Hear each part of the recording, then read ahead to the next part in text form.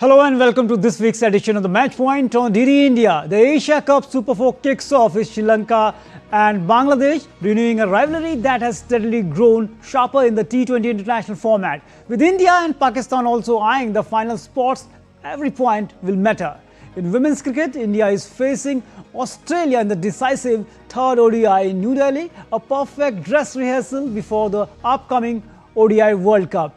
And we will also bring you the latest from the World Athletic Championship in Tokyo, and that and much more right here on the Match Point on DD India. So let's get started.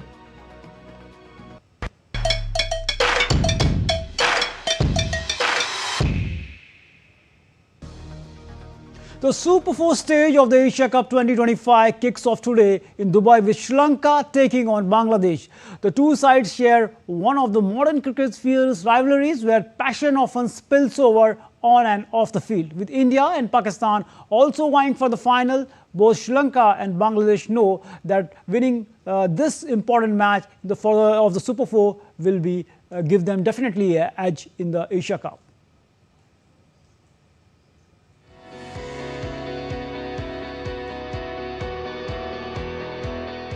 The rivalry between Sri Lanka and Bangladesh has grown steadily over the last decade, making their Asia Cup clash one of the tournament's most anticipated fixtures. In head-to-head in T20Is, Sri Lanka hold a lead with 13 wins from 21 encounters, while Bangladesh have 8 victories. In the group stage, Charith Asalanka's side came out on top by 6 wickets, extending their hold on their rivals. Pathum Nissanka's form at the top has been a major plus. And against Afghanistan, middle order of Kusal Mendis and Mendis also proved why Sri Lanka is a team to watch out. The bowling too has been consistent, with Nuwan Thushara emerging as a standout with 13 wickets in just 6 games against Bangladesh. Bangladesh meanwhile entered the contest with questions to answer. Their batting faltered in the previous clash, but Litton remains key for Bangladesh's batting fortunes, while Mustafizur Rahman is expected to lead the bowling charge. While Sri Lanka topped their group with 3 wins, Bangladesh narrowly advanced after depending on Sri Lanka's result against Afghanistan. That dependence lit up social media, and their heated on-field and social media banter also makes this clash noteworthy. Form heading into this clash makes Sri Lanka the favourites with 4 wins in their last 5 T20Is. Bangladesh, however, have shown resilience too, winning 4 of their last 5 complete T20Is. Sri Lanka's next test will be against Pakistan in Abu Dhabi, while Bangladesh remain in Dubai for back-to-back games against India and Pakistan. Sports Desk, DD India. So rivalry that is growing in the recent past, we can say that Bangladesh versus Sri Lanka. Now let's take a look at the key performers from both the sides so far in the Asia Cup from both the sides. First, we talk about Pathum Nissanka. He has played 3 matches and scored, we can say that, 124 runs, and Litton 3 matches, 96 runs, 126 strike rate, and Mendis 88 runs and the strike rate of 122, and Torment 69 runs, 106 is his strike rate. Nuwan Thushara of Sri Lanka 5 wickets, and economic bowler, the most economic bowler with 5.91, and Riyad Hossain 4 wickets. And the economy is 7.44. Talking about Mustafizur, the veteran, 4 wickets, and the economy is 7.72. Dushman Tachamira, 4 wickets in 3 matches and economy is 8. So these are the players to watch out for today's match in the crucial contest between the two teams. Now talking about the next story, India signed off their group stage campaign at the Asia Cup with a 21-run over Oman in Abu Dhabi. The result means Suryakumar Yadav's side head into the Super 4 unbeaten. DD India's Abhishek Mahajan reports from Abu Dhabi.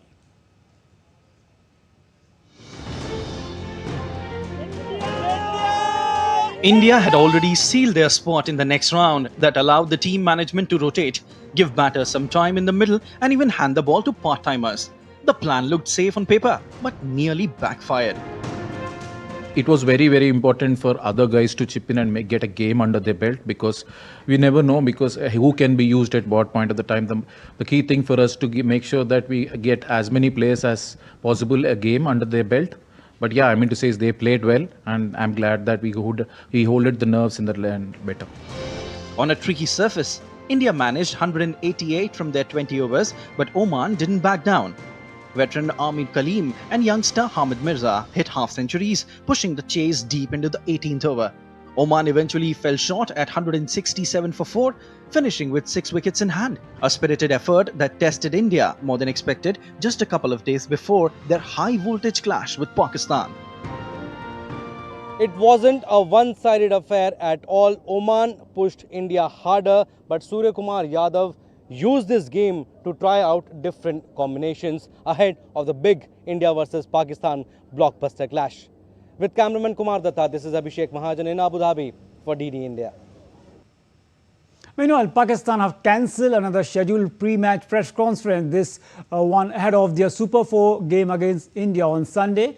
According to the schedule of the Asian Cricket Council release, a Pakistan player or a member of the coaching staff was scheduled to do a press conference at the 6 p.m. local time on Saturday. The team was also slated to train from 6 p.m. onwards for the 3 hours at the ICC Academy in Dubai. The reason for the cancelling the press conference is yet not clear. It is the second time in as many as games Pakistan have scrapped their customary pre-match media duties. They had declined to hold a press conference ahead of the must-win games against UAE, while the handshake saga with the match referee Andy Pycroft raged on. Meanwhile, Pycroft has been confirmed as the match referee for the India versus Pakistan game on Sunday too. So Abhishek Mahajan is joining me from the Dubai for this we can say the contest that has been grown, the rivalry is growing, and Bangladesh cricket fans had to put on hold their antagonistic feeling towards Sri Lanka for a couple of days. Abhishek, they needed Sri Lanka to beat Afghanistan to stay alive in the Asia Cup after all. So how you look this rivalry? We can say that in the past 7 years, it has been grown to, or we can say one of the best rivalries in the Asian subcontinent.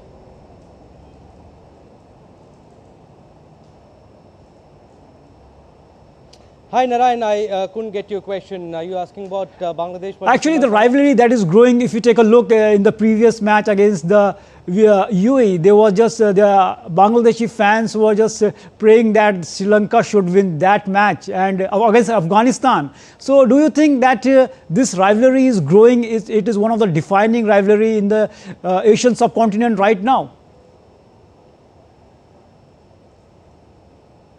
Absolutely, Narayan. If you see both teams, they are on their rebuilding phases. If you see Bangladesh also, if you see Sri Lanka also, comparatively Sri Lanka has done better than Bangladesh. But yes, it was a great win by Bangladesh against Afghanistan also. And Bangladesh controlled their controllables, and yes, they were waiting for Sri Lanka to win their last league game against Afghanistan. And yes, you were right in saying that a few days ago, just 2 days ago, Bangladesh fans, they were in fact praying for Sri Lanka to win. But surprisingly, Afghanistan lost. Everyone was saying that Afghanistan was on paper was much better team than Bangladesh. But yes, a good spirited performance by Bangladesh. They didn't do well in the first game, but yes, in the next two games they came back well, and credit to veteran Mustafizur Rahman, who took 3 wickets in the last game against Afghanistan. Taskeen Ahmed,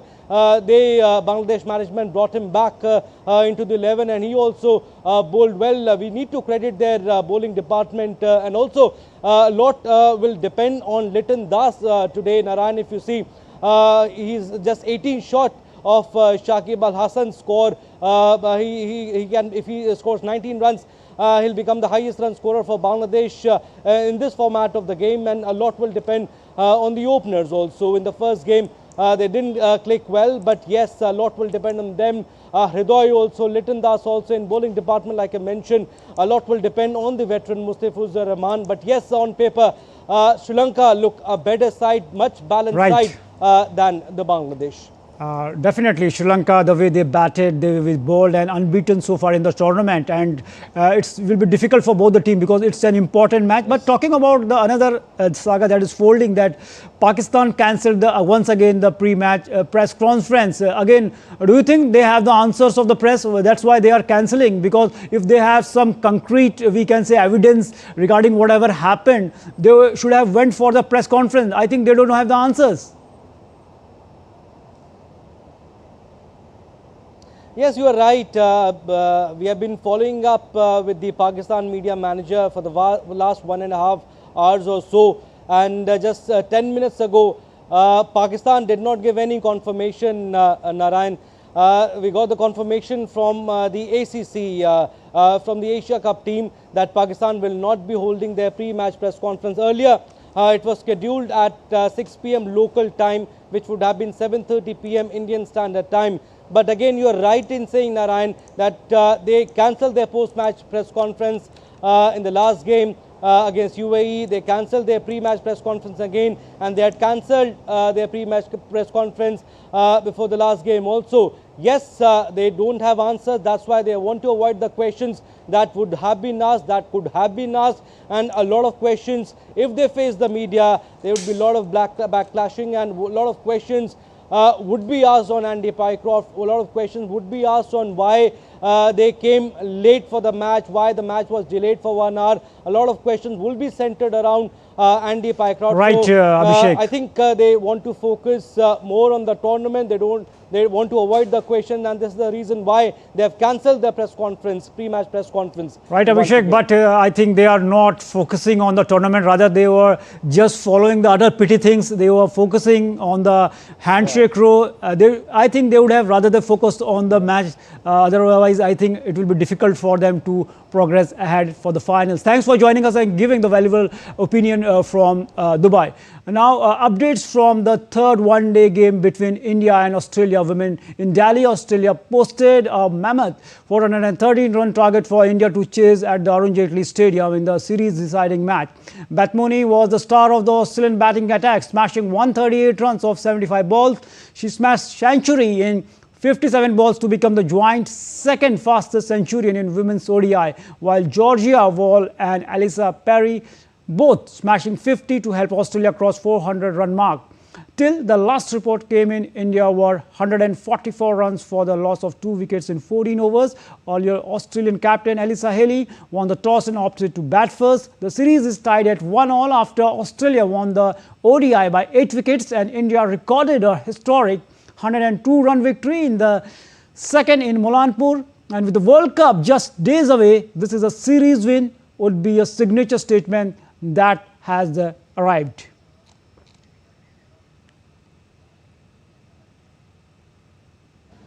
And Deepika is joining me from New Delhi on this match. Deepika, if you talk about this match, we know that Australia is a mighty team. Australia is the most successful team in the history of the Women's World Cup that is approaching fast. I think it's about 10 days to go for that coveted tournament. So actually today's match, India is on the right track right now. They are heading towards that total. So do you think it is achievable for the India right now?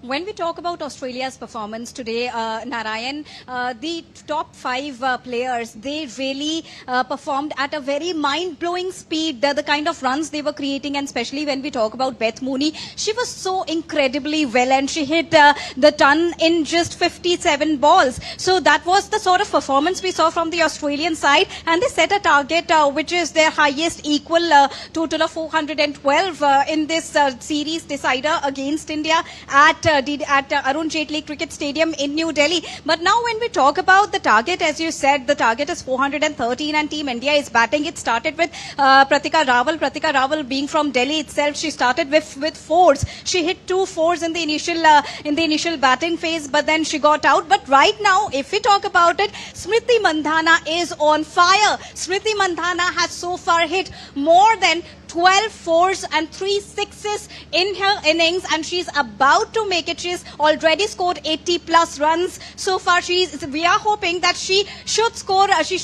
another century, because she did that in the last match when India won that historic ODI against Australia. Today, again, looking at the current score, we are hopeful that India can achieve this particular target, but this target is not at all easy. But now let's also talk to the fans. We've got Ujala with us, who's a huge Smriti Mandhana fan. She's supporting Smriti Mandhana and wearing her jersey also. Ujala, how do you see the current match unfolding right now, and Smriti's performance particularly?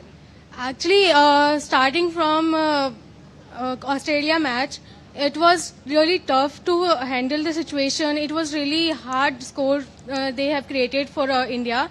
But now Smriti Mandhana is doing such a great match and great fielding. She is such a great leader as a team leader.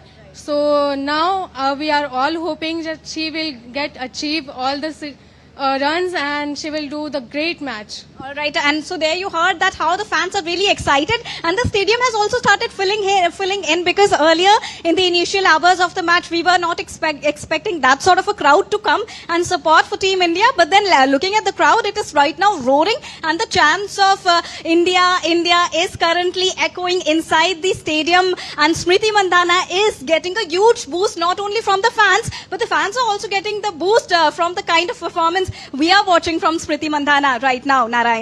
Definitely, we are hoping that India will touch that target, because right now after 14 overs, India is scoring with a strike run rate of 10.35. I have scored 145 for the loss of 2 wickets. Thanks, Deepika, for joining us and giving some valuable inputs from the Arun Jaitley Stadium. So now moving to the next story, that is track and field, and the World Athletic Championship is take place in Tokyo. American sprinter star Noah Lyles and Melissa Jefferson-Wooden delivered a standout performance in the men's and women's 200-meter finals, each claiming gold in emphatic fashion. Noah Lyles matched Usain Bolt's historic feat of 4 consecutive 200-meter world titles. Lyles, renowned for his showmanship and devastating finishing speed, overcame a sluggish start to surge down the home straight and secure his 4th successive 200-meter world title in 19.52 seconds. Kenny Bendra continued his run of near misses, collecting a 2nd successive world silver in 19.58 seconds, while Jamaica's Brian Level claimed the bronze, the nation's first 200-meter medal at the World Championship since Bolt era. And the women's 200-meter final belonged to Melissa Jefferson-Wooden, who stormed to gold in 21.68 seconds, the fastest time in the world this year. Having already claimed the 100-meter crown earlier in the championship, the 24-year-old became the first American woman to compete the sprint double at the World Championship.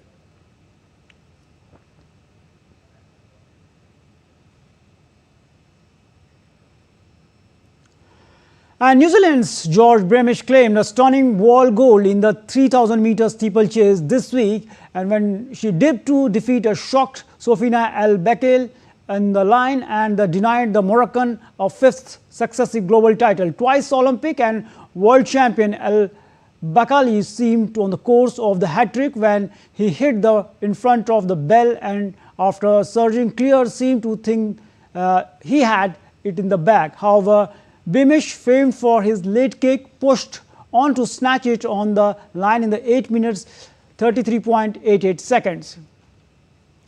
Jamaica's Oblique Sevilla scratched his way to the world 100-meter goal in the personal best time of 9.77 seconds, leading a Jamaican 1-2 ahead of the Olympic silver medalist Kishan Thompson, who finished 2nd. Defending champion Noah Lyles took bronze in season's best 9.89 seconds as the United States failed to take the title for the first time since 2015, when Usain Bolt won the last of his titles.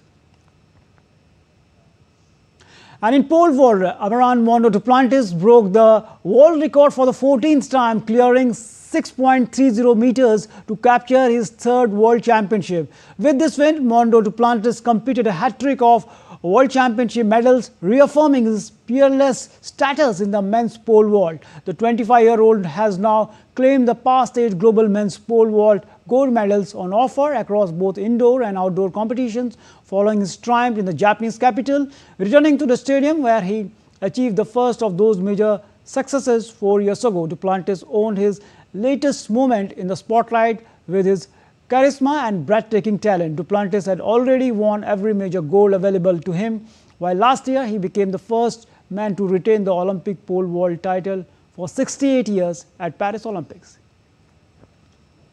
Now, in archery, we've talked about the Archery Premier League was officially launched in New Delhi in a grand ceremony. A total of 48 archers were drafted into 6 franchises for the inaugural edition. The draft featured 36 Indian and 12 foreign archers. Each team picked 8 players, building a balanced and competitive squads for the first season.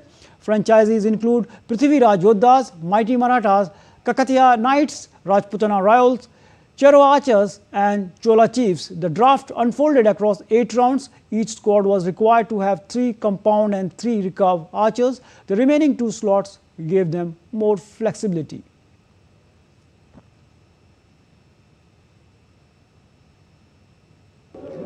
Archery premier league हम India में शुरू कर रहे हैं। भारत पहला देश बन रहा है आर्चरी प्रीमियर लीग के लिए।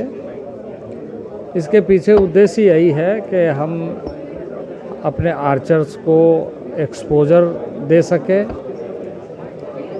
और आर्चरी को देश में नहीं बल्कि दुनिया में और लोकप्रिय कैसे बनाया जाए। We should have the best of the world's archers competing with our best, and our second-rung archers also get an opportunity to compete and train along with the best in the world. It will be sport, it will be entertainment, and it will be history, because all the teams you see the names, they are from medieval India, where we have said we'll get the best possible, and we have got them. Now we will showcase India also to the rest of the world. It was a historic day for Indian archery this week when Archery Association of India launched the Archery Premier League in Delhi this week. On this occasion, India's top-notch archer Jyoti Surekha Venom said that she is happy and it will give the exposure to the Indian archers. Joining me, India's top-notch archer Jyoti Surekha Venom. Jyoti, a new league, we can say that a start of a new dawn for the Indian archery with the start of the initial or the inaugural season of the Archery Premier League. So how you look this opportunity for the Indian archers? I think it's going to be a very good beginning, because there are many instances where you have seen many sports coming up with leagues and the viewership has been grown immensely, and also the love for the sport has grown immensely. So I believe and wish it is the same for archery too. So talking about the format, the time has been reduced from 20 to 15 seconds. Also, it will be played under the lights. So do you think it is a challenge for the archers, and also just we can check their limits and also push them for the betterment in the archery? Yes, of course. I think it's a bit challenging because reducing the time, but if you are a good shooter who can manage things correctly in also a short period of time, so it's okay. So talking about the archery and the Olympics, we know that Indian archers, you people have won medals at every podium and defeated the best in the business like the Korean teams. So now what are the preparations, how your preparations are going for that Olympic medal? It's looking very near. And we have Asian Championships and World Cup final lined up in the next few months, and we also have the Asian Games next year. So I would like to take one step at a time in each and every tournament so that I can give my 100% in that particular tournament. But in the long run, Olympics is still there. So yeah, hopefully.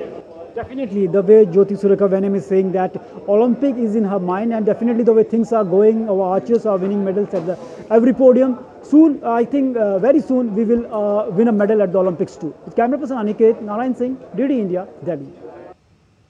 This week also saw India scripting a historic moment in global skating as Anand Kumar Velkumar clinched the country's first ever gold at the Speed Skating World Championship in China. The 22-year-old speedster powered to victory in the senior men's 100-meter sprint with a timing of 1 minute 24 second. 0.924 seconds. Becoming India's first world champion in the sport, Velkumar has been steadily rising on the international stage. He first gained attention in 2021 with the silver at the Junior World Championship. With 2 historic bronzes in a month, his success marks a breakthrough for Indian speed skating and signals a bright future for the sports in the country. So that's all we have for you in the Match Point today, and stay tuned to DD India for more updates from the world of sports and other international events. Thanks for watching. Namaskar.